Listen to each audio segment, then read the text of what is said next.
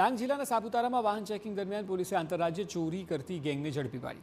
31 ડિસેમ્બરને ધ્યાનમાં રાખીને સાપુતારામાં પોલીસનો કડક બંદોબસ્ત હતો, ત્યારે પોલીસ જવાનોએ મહારાષ્ટ્ર તરફથી આવતી એક સફેદ રંગની કારને અટકાવી હતી। તપાસ દરમિયાન કારમાંથી શંકાસ્પદ સામાન મળી આવ્યો, જેમાં ગરફોડ ચોરી માટે ઉપયોગમાં લેવાતો સામાન પણ હતો। પોલીસે સ્થળ ઉપર 2 આરોપીને ઝડપી લીધા હતા, જ્યારે કાર ચાલક અને અન્ય 2 શખ્સ કાર લઈને ભાગી ગયા હતા, પરંતુ પોલીસે કારનો પીછો કરીને ભાપખલ ગામ પાસેથી એક આરોપીને ઝડપી લીધો હતો। આરોપીઓ પાસેથી રોકડ, સોનાના દાગીના, મોબાઈલ અને કાર સહિત કુલ 20 લાખનો મુદ્દામાલ જપ્ત કરાયો છે। પોલીસની પૂછપરછમાં આરોપીઓએ કબૂલાત કરી કે આ મુદ્દામાલ મહારાષ્ટ્રના સોલાપુર જિલ્લામાંથી ચોરી કર્યો હતો।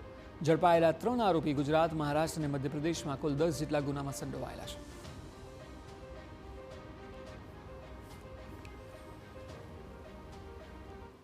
ગાડીના પીછા કરતા અને આ ડ્રાઈવર અને આ ત્રણેય ઇસમોના પીછા કરતા પોલીસ પહોંચી ગઈ તરત જ અને ગાડી કબજામાં લીધેલ અને એક ઇસમો જો છે એમને ધુમખલ ગામથી પકડી પાડેલ અને બાકી 2 ઇસમોએ સાપુતારા ચેકપોસ્ટ ઉપરથી ડિટેઇન કરવામાં આવેલ છે।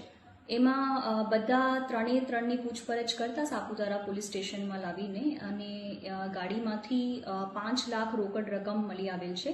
એના સાથે ચાંદી જેની કિંમત 10,000 રૂપિયા છે, એના સાથે 3 મોબાઈલ ફોન અને ક્રેટા ગાડી, આ બધી મુદ્દામાલમાં જપ્ત કરવામાં આવેલ છે।